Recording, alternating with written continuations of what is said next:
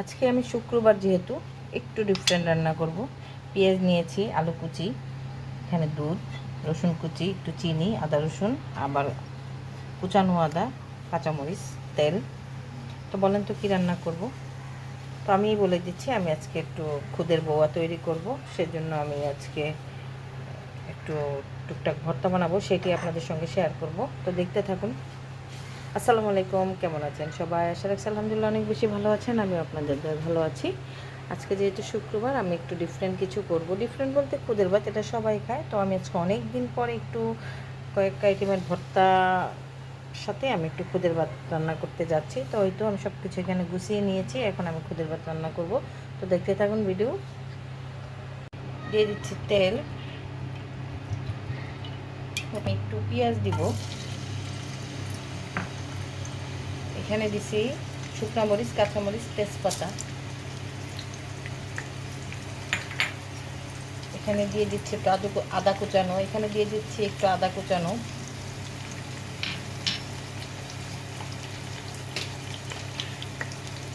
এখানে দিয়ে দিচ্ছি রসুন কুচানো,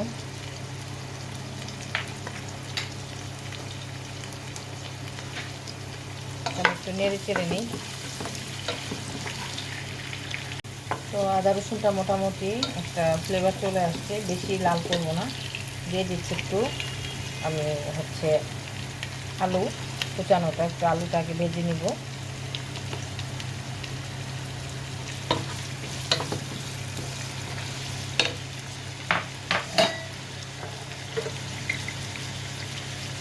দিয়ে দিচ্ছি লবণ, দিয়ে দিচ্ছি আদা রসুন পেস্ট অল্প করে।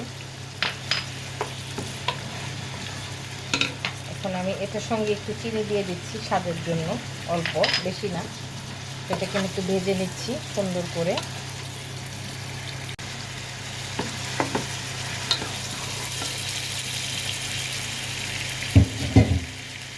এখন আমি চাউলটা দিয়ে দিচ্ছি, পোলাও চাউলের খুব এখানে সুন্দর করে নেড়ে চেড়ে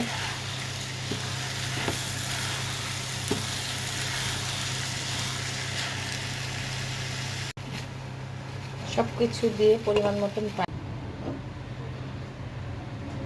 আমি মাছ ভর্তাটা একটু কাটাই বেটে, ভর্তাটা হয়ে গেছে। এখন বানাবো শুটকি ভর্তাটা। তাকে মরিচটা দিয়ে নিলাম, তারপর এগুলা বাটি।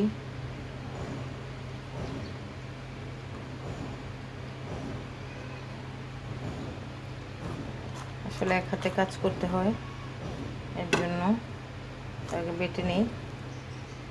শুটকি ভর্তাটা বানিয়ে ফেললাম, এই তো রেখে দিচ্ছি। কালি জিরাটাও বেটে নিই।